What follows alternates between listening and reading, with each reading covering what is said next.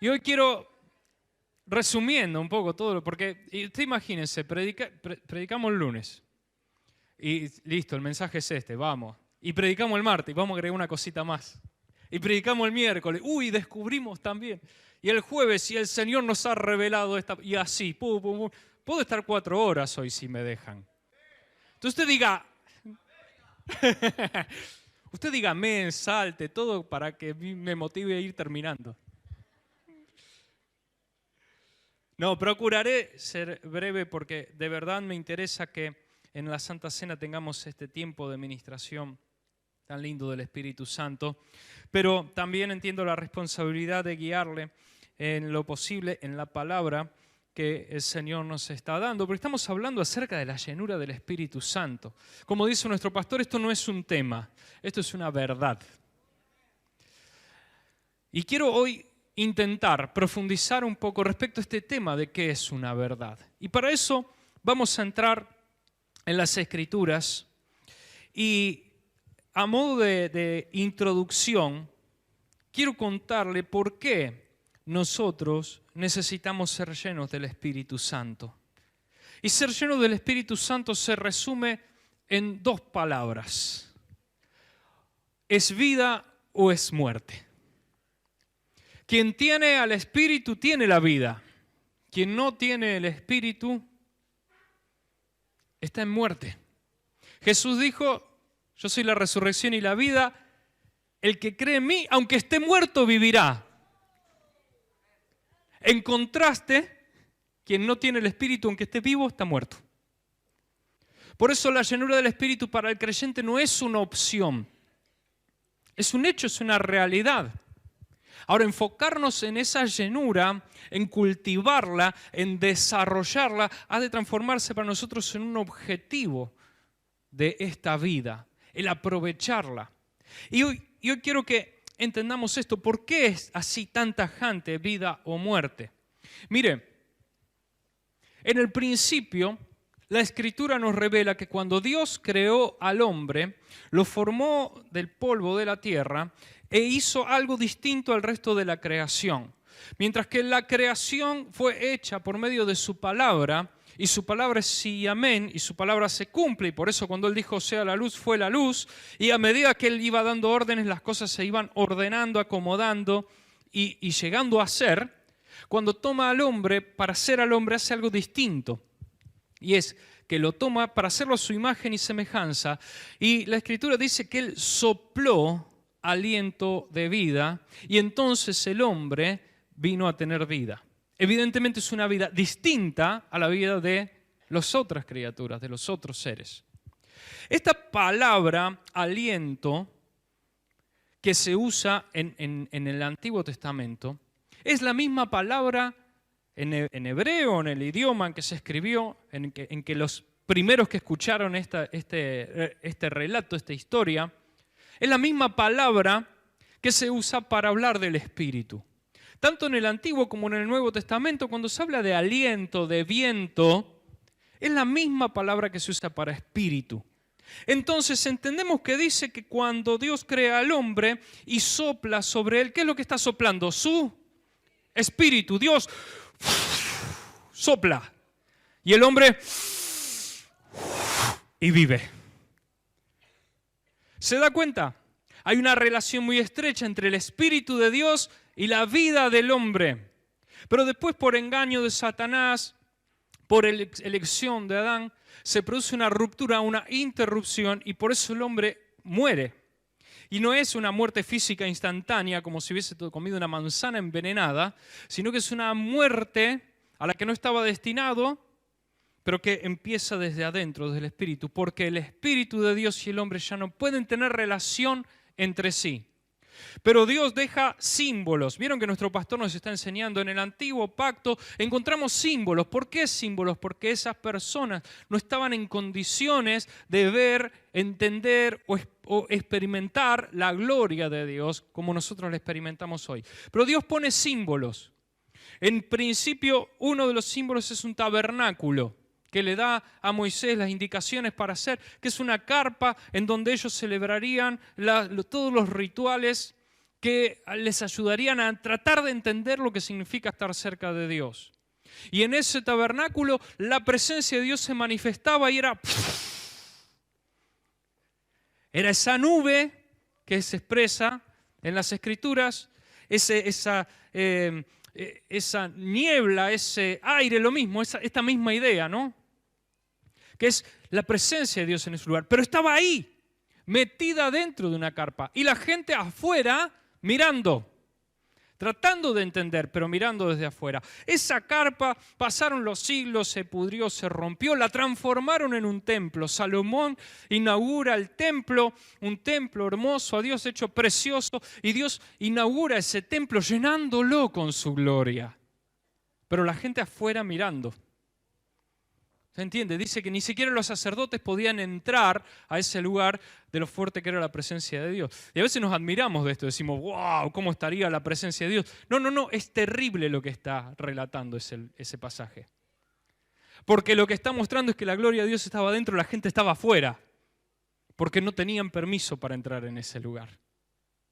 Pero entonces llega Jesús en el cumplimiento del tiempo, y todo aquello que Adán echó a perder por la tentación de Satanás, dándole lugar a la mentira del diablo, desprendiéndose de la gloria de Dios, Jesús viene y lo conquista y lo gana, paga el precio de nuestro castigo, de nuestra desobediencia, y nos vuelve a reconciliar con el Padre. Muere en la cruz, pero resucita en el poder del Espíritu Santo y restaura todas las cosas al inicio. Y fíjense qué glorioso que es esto. Miren lo que estaba leyendo esta semana, me volaba los pelos. No se ría, qué cruel que son. Juan 20, 21 dice, aparece Jesús después de todo lo que pasó, resucitado. Estaban los discípulos en un cuartito, encerrados por miedo de las represalias de las autoridades. Y entonces aparece Jesús resucitado. Entonces Jesús les dijo otra vez, paz a vosotros, como me envió el Padre, yo también os envío. Y habiendo dicho esto, ¿qué hizo? ¡Sopló!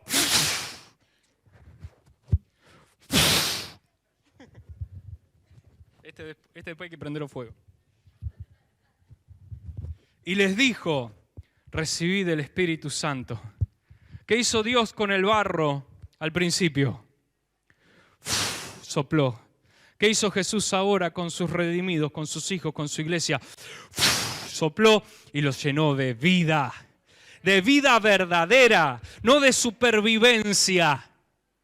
De vida, la vida del Espíritu. Y ahí empieza nuestra historia gloriosa, la historia de la iglesia de Jesús. La que aunque maten el cuerpo, está viva para siempre. La que no tiene obstáculo, no puede ser vencida, no puede ser derrotada. Porque está llena de la vida de Dios. Hemos recibido el Espíritu Santo.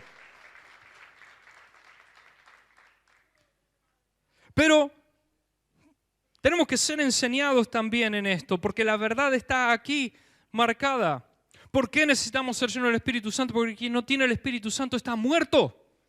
Entonces deje de dudar, ¿será que tengo el Espíritu Santo? Usted puede estar desanimado, puede estar quedado, puede estar medio plasma, aplastado, distraído o bajo engaño, pero de ninguna manera está vacío. Usted no está muerto. Usted tiene a Cristo, no está muerto. Y hoy vamos a afirmar esto una y otra vez. Porque para quienes están muertos no hay más esperanza, pero para quienes tienen el Espíritu de Dios hay una esperanza de redención, de continuo cambio, transformación. Nos vamos pareciendo cada vez más y más a Cristo. Esto es solamente a modo aclaratorio, me gustó intentar marcarlo, para que nos sirva a nosotros de guía. Hay por lo menos 3 dimensiones, podemos tratar de entender respecto al contacto que nosotros tenemos con el Espíritu Santo. Y esto es a modo orientativo porque también a veces confundimos ciertas cosas. Porque una cosa son las manifestaciones del Espíritu Santo, otra cosa es el toque del Espíritu Santo sobre las personas, y otra cosa es la obra del Espíritu Santo dentro de las personas. Hay un primer contacto, que es lo que muchas veces identificamos como que es la manifestación del Espíritu Santo, y pensamos que si eso no nos pasa, no tenemos el Espíritu. Usted imagínese que cuando la persona más poderosa que existió y existirá, toca a un vaso de barro frágil como somos nosotros, algo tiene que pasar. Entonces vemos gente que cae, vemos gente que llora, vemos gente que se ríe, vemos gente que tiembla, otros que saltan, todo lo que usted sabe que pasa acá. Esas cosas que dicen por las que estamos nosotros locos. No conocen todas las otras. Evidentemente, esta llama mucho la atención, pero es la más liviana. Pero todo esto que ocurre en el altar es el toque del Espíritu Santo. Es manifestación del Espíritu, es manifestación de su toque. No es con todos igual. Porque tiene mucho que ver lo que Él está tratando contigo, lo que Él está haciendo contigo. Entonces, hay cosas que ocurren de momentos que es algo que Él está derramando, que está tocando en un momento, en una reunión, conforme a la palabra que se ha hablado o a la necesidad que hay, y actúa en cada uno de forma diferente. Porque no es una manifestación del Espíritu, es una reacción de nuestro cuerpo a su Espíritu. Es una reacción de nuestra mente al toque de su Espíritu. Por eso tenemos uno que se está riendo y otro que está llorando. Y vos decís, ¿qué pasó? ¿Nos ponemos de acuerdo? No hace falta ponerse de acuerdo. Es el toque del Espíritu. Es totalmente real, pero es solamente un inicio. Porque hay algo más que hace el Espíritu, que son las manifestaciones del Espíritu que vemos cuando hay milagros, cuando alguien está hablando en lenguas, cuando alguien profetiza, cuando alguien tiene discernimiento, y nos están ministrando y eventualmente nos dan una palabra y esa palabra llega al fondo del corazón. ¿Qué es lo que está operando ahí? Los dones del Espíritu Santo. Los superpoderes con los que el Señor ha dotado a su iglesia para hacer su obra. Porque nosotros la obra no la hacemos en el poder de la carne. No lo hacemos con conocimiento, no necesitamos estudiar una carrera para saber qué vamos a aconsejar. Por supuesto que es bueno todo tipo de preparación, pero fundamentalmente lo que necesitamos es ser guiados por el Espíritu Santo. Nadie llega al fondo del corazón como el Espíritu Santo y la palabra de Dios. Nadie sabe cómo tratar con cada uno más que el Espíritu Santo. Esos son los dones que fluyen a través de la iglesia y cada uno de nosotros.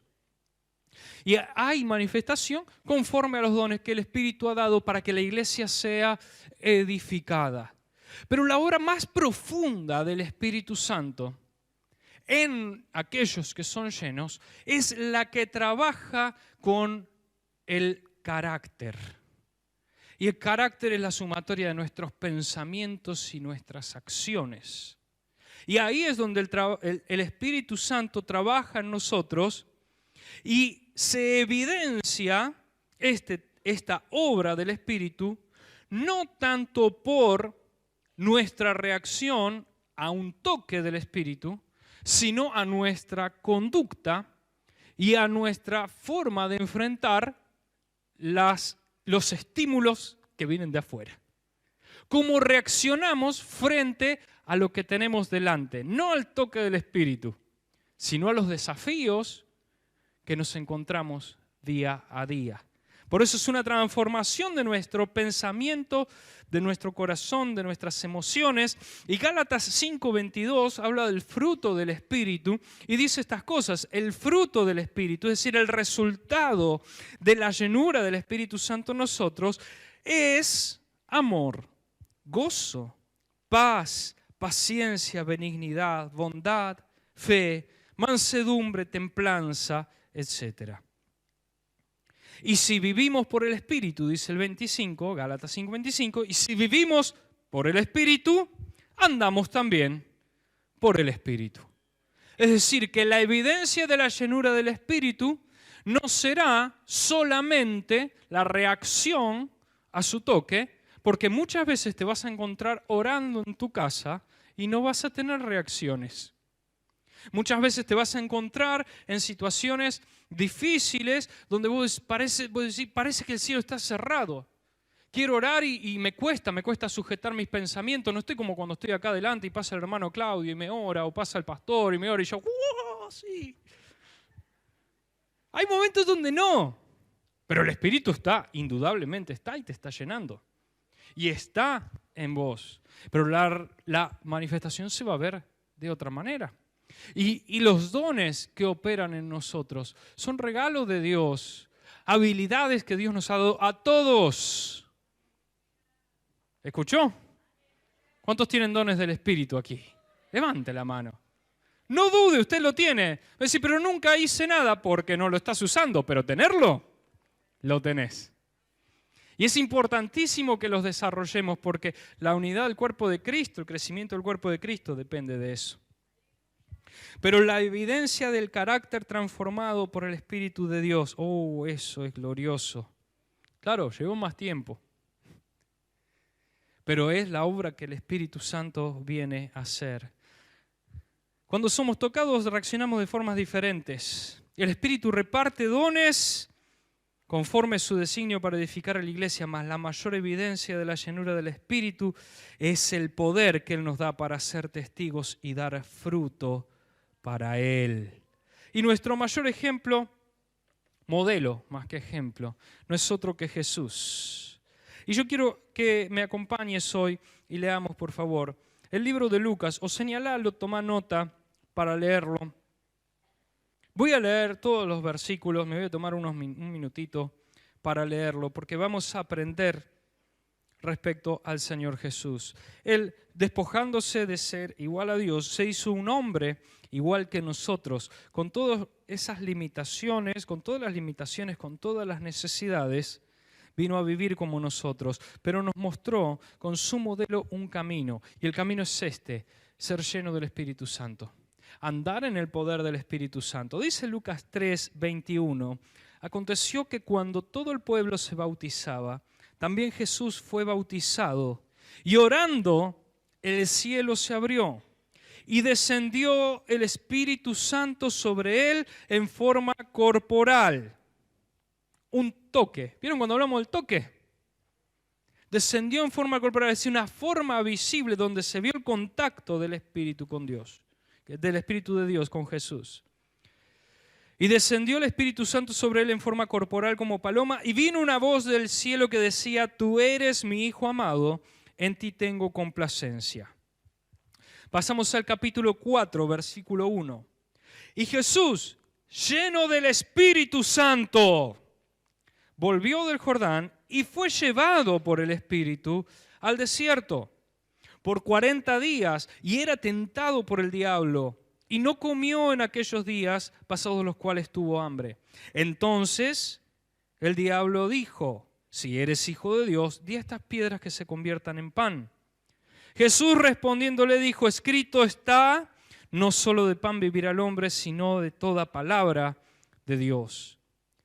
Y le llevó el diablo a un alto monte y le mostró en un momento todos los reinos de la tierra. Y le dijo el diablo, a ti te daré toda esta potestad y la gloria de ellos, porque a mí me ha sido entregado y a quien quiera lo doy.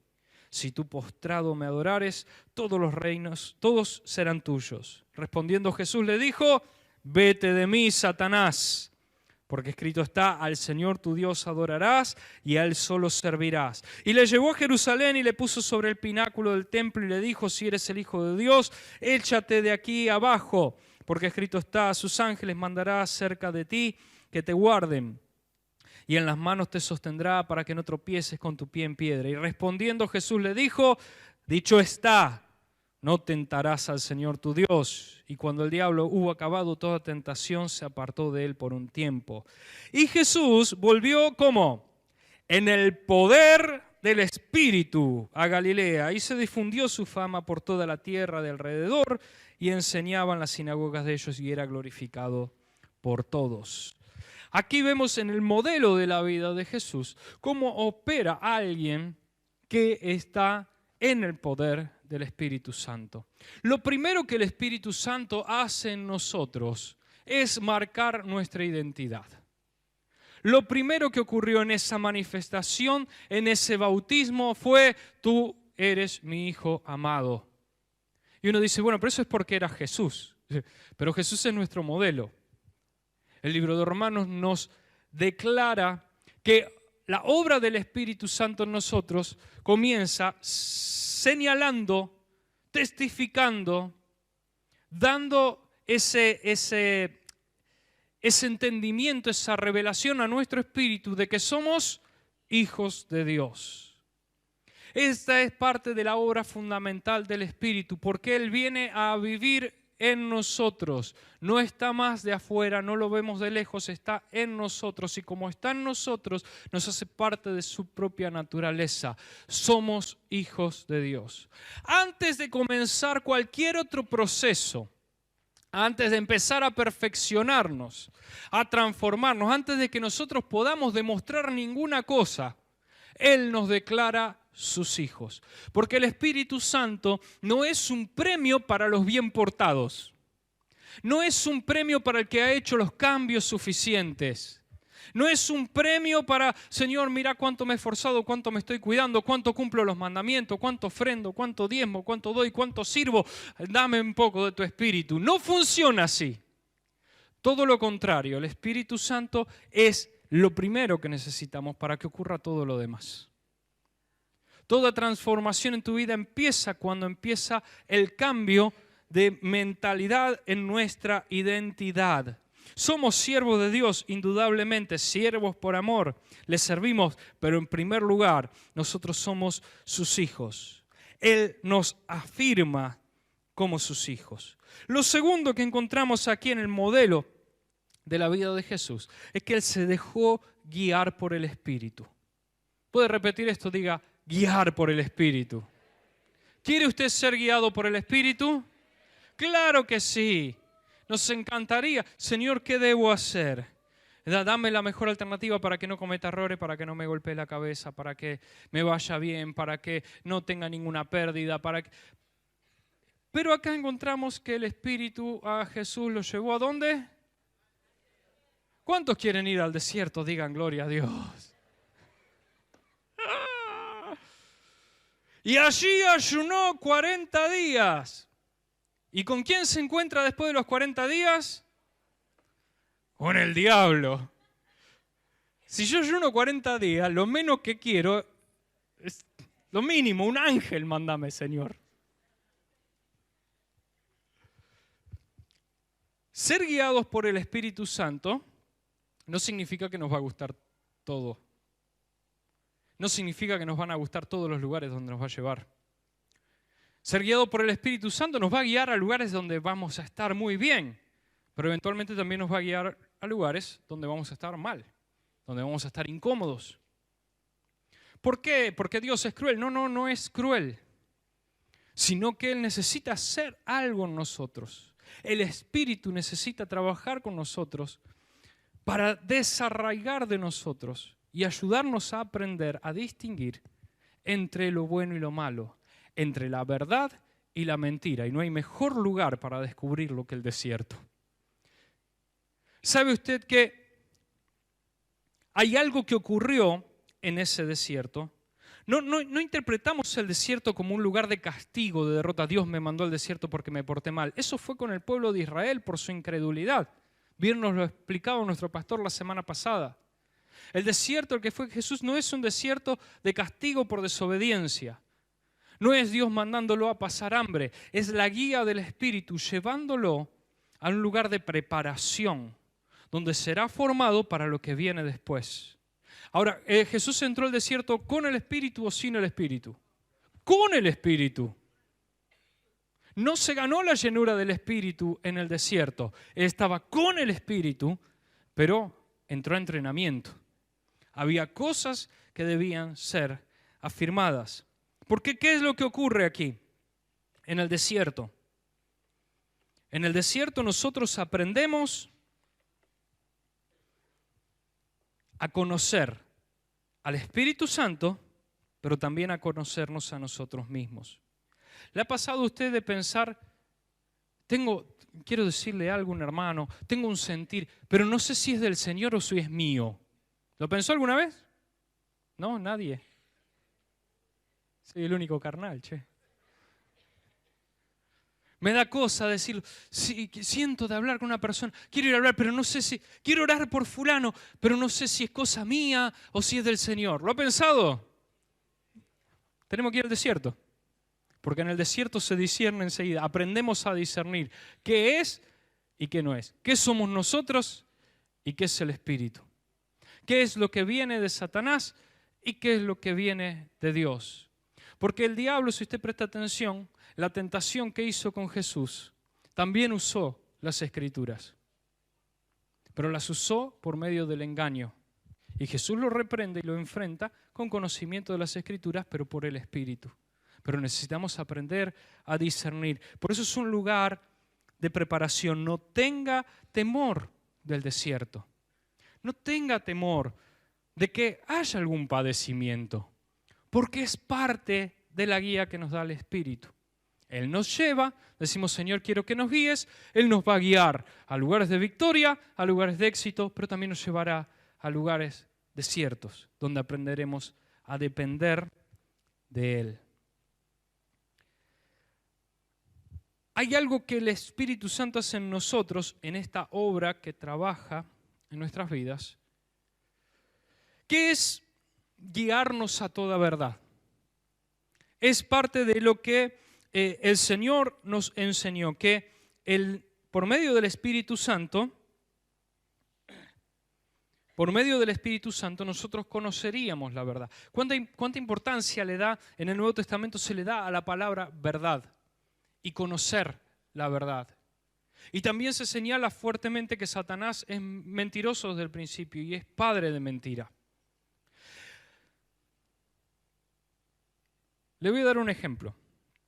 Usted tiene su celular, ¿verdad? Ahí lo tiene cerquita.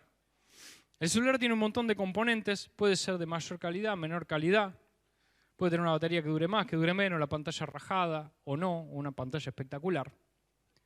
Pero lo que hace que el celular sea útil no será la dureza de su carcasa ni la capacidad de sus componentes electrónicos, sino la programación.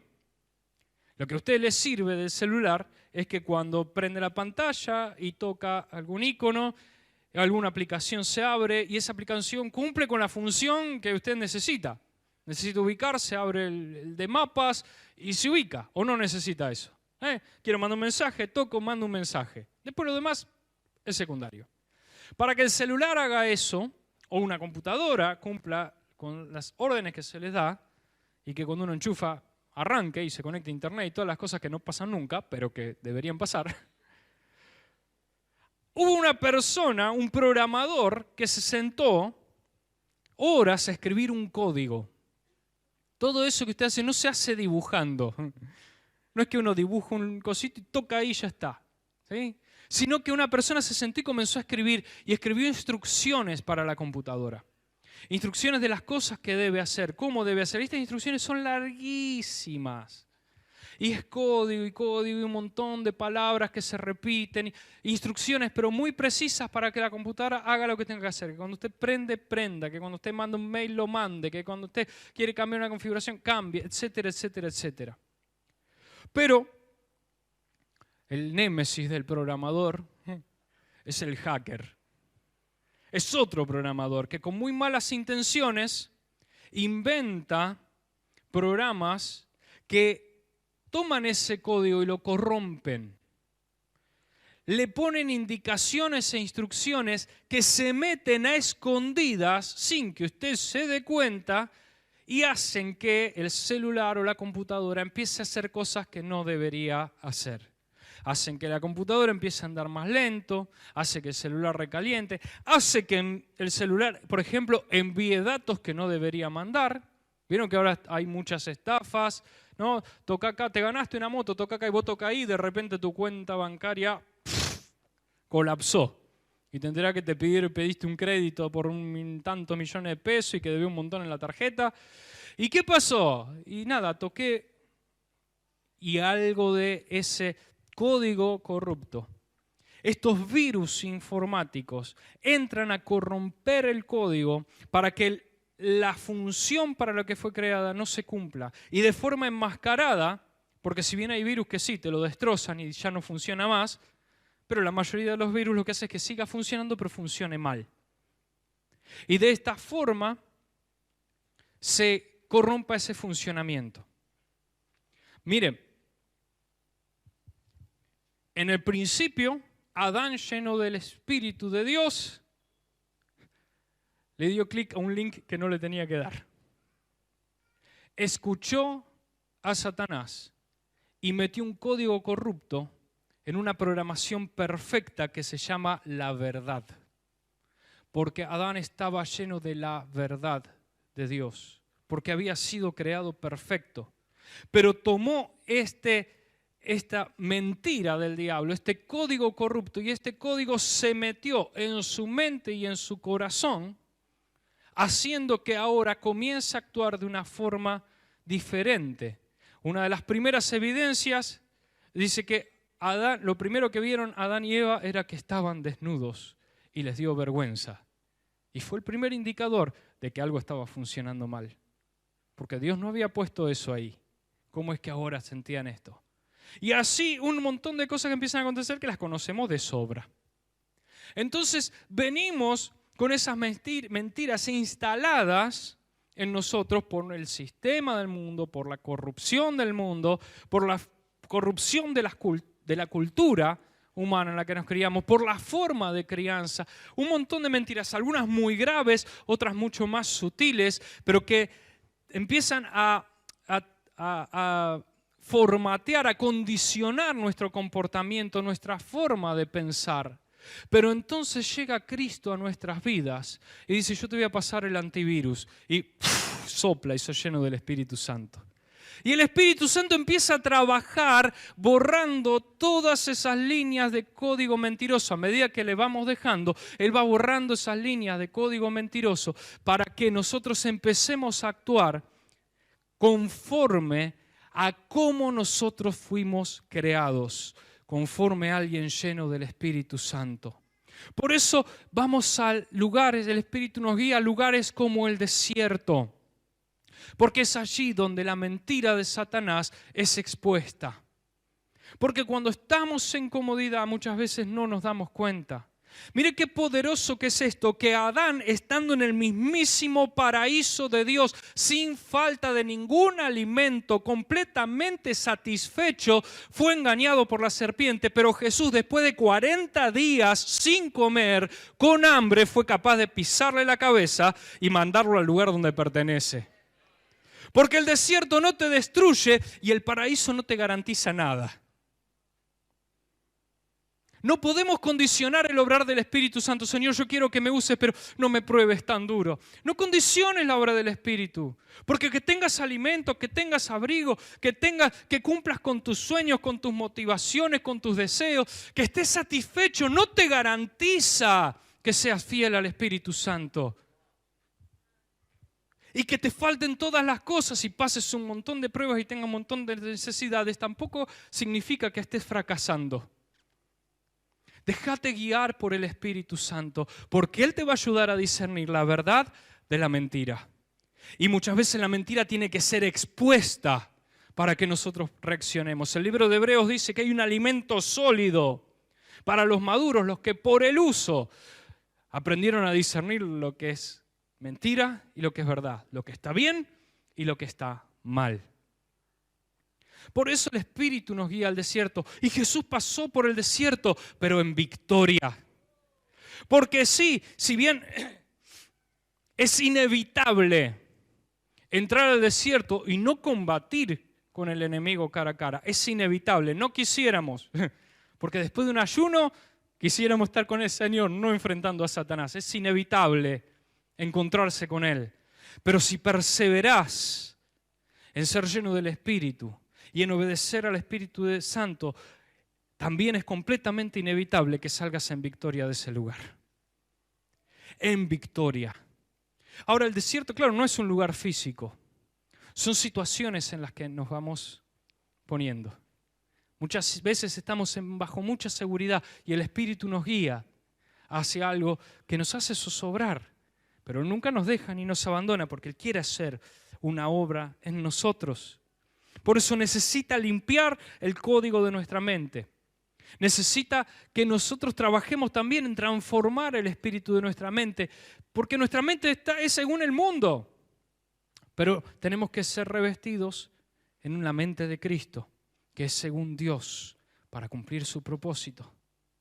Para que, sea cual sea la situación, la circunstancia en que nos encontremos, continuamente estemos experimentando amor, gozo, paz, paciencia, benignidad, fe, templanza, etcétera, etcétera, etcétera.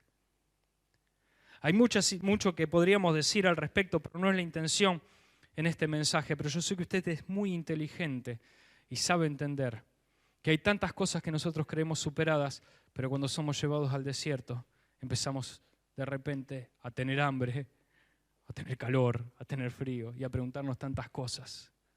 Por eso es tan importante conocer la persona del Espíritu Santo y tener afirmado que nosotros somos, primero que nada, hijos de Dios.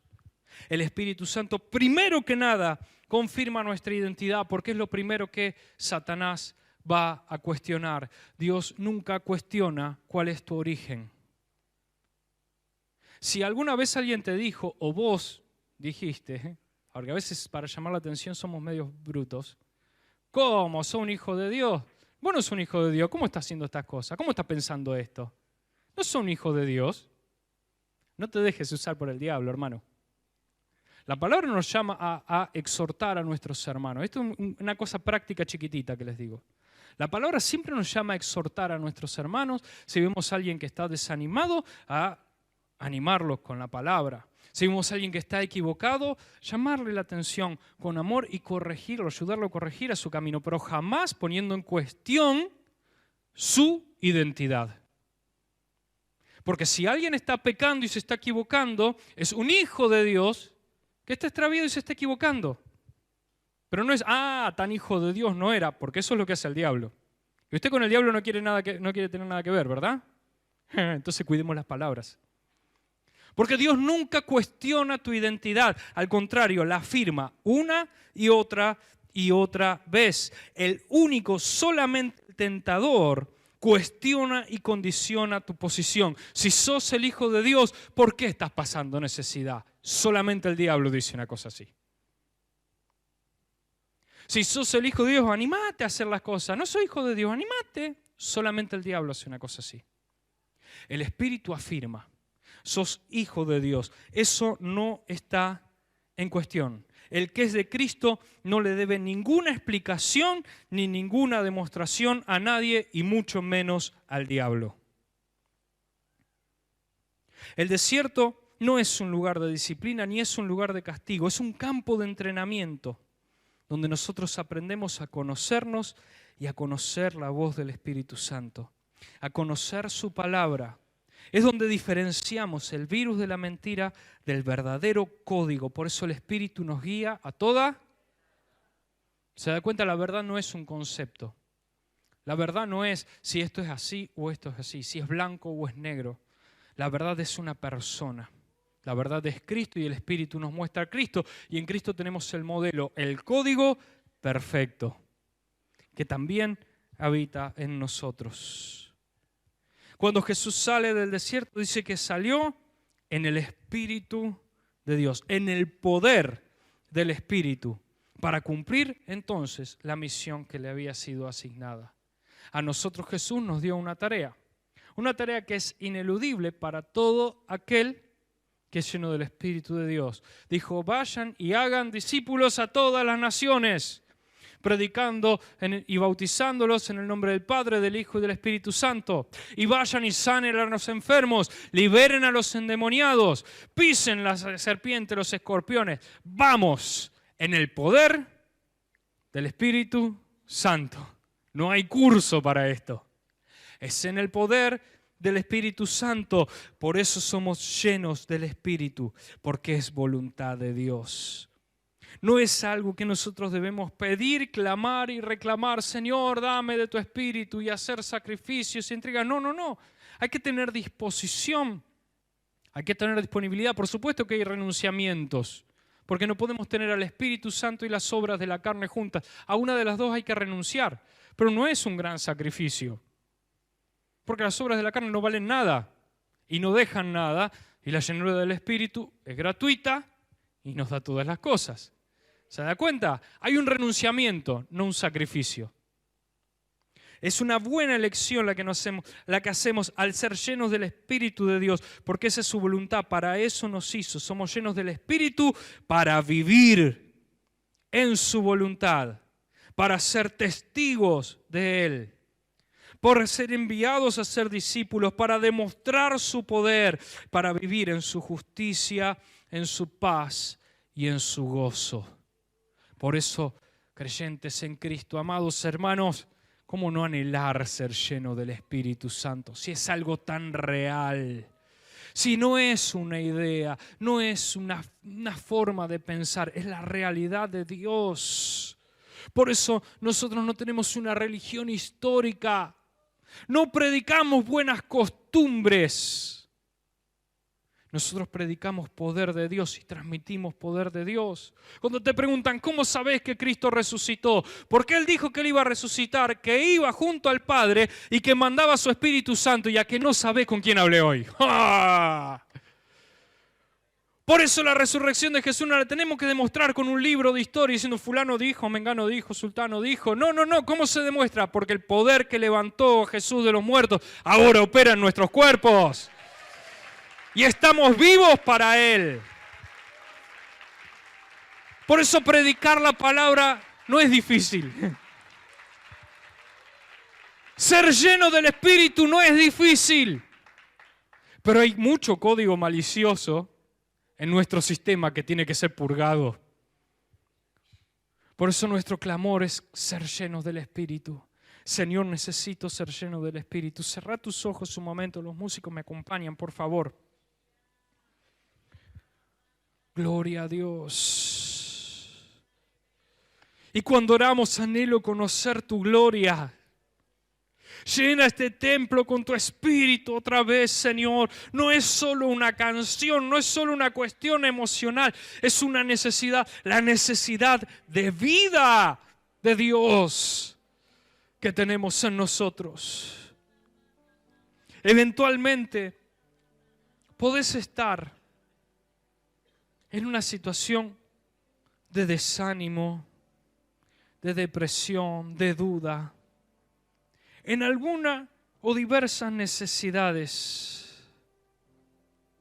Pero muchas de ellas tienen que ver con que aún hay verdad que no se nos ha revelado. Pero el día es hoy. Como declara el libro de Hebreos, y me encanta la cantidad de veces que dice el día es hoy. En tanto dice hoy. Hoy es el día para que tengamos revelación del Espíritu. Hoy es el día porque te has encontrado en el desierto y escuchando al tentador una y otra vez, pero te has encontrado por ahí desarmado, por ahí distraído. Pero hoy es el día de decir, Señor, yo necesito que me llenes con tu Espíritu otra vez.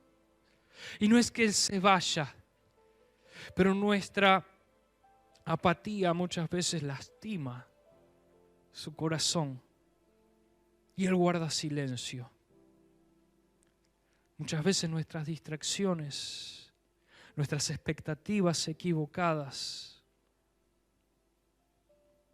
el no entender el lugar en el que Él nos puso, cuál es su obra, el ser negligentes con el estudio y la lectura de la palabra, o con nuestra vida de oración, nos hace pensar erróneamente que el Espíritu se ha apagado. Pero el Espíritu es fuego que no se puede apagar. Somos nosotros los que nos alejamos de Él. Pero hoy venimos una vez más y decimos, Señor, aquí cerca. Otra vez estoy aquí cerca. Y aunque el diablo te corra diciéndote ahora que venís a pedir perdón, después de todo lo que estuviste haciendo lejos, después de las cosas que viste, las macanas que hiciste, de cómo fuiste frío, ahora vas a pedir. Y la palabra dice sí, ahora, porque la Escritura dice sí, hoy. Hoy es el día, hoy es el día. Hoy es el día en que me acerco una vez más y su Espíritu te abraza, su Espíritu es el que te confirma y te dice, tú eres mi hijo amado. Tú eres mi hijo. Y somos hijos y herederos de Dios. Y aunque estemos en proceso, nada cambia nuestra identidad. Y comenzamos a orar y el Espíritu se enciende en nosotros. No el Espíritu Santo, nuestro espíritu se empieza a encender en fuego, en pasión. Se empiezan a acomodar los pensamientos, empieza a salir huyendo todo temor, la duda, el desánimo, la angustia. Todo eso empieza a irse porque el Espíritu de Dios opera en tu vida y te llena de gozo, de paz, de seguridad en Él. Se renueva tu confianza en Dios. Porque aunque estés en el desierto, estás en aprendizaje. Él no te sacó a morir al desierto, te sacó a darte victoria. Llénanos, Señor, con tu Espíritu. Llénanos con tu Espíritu.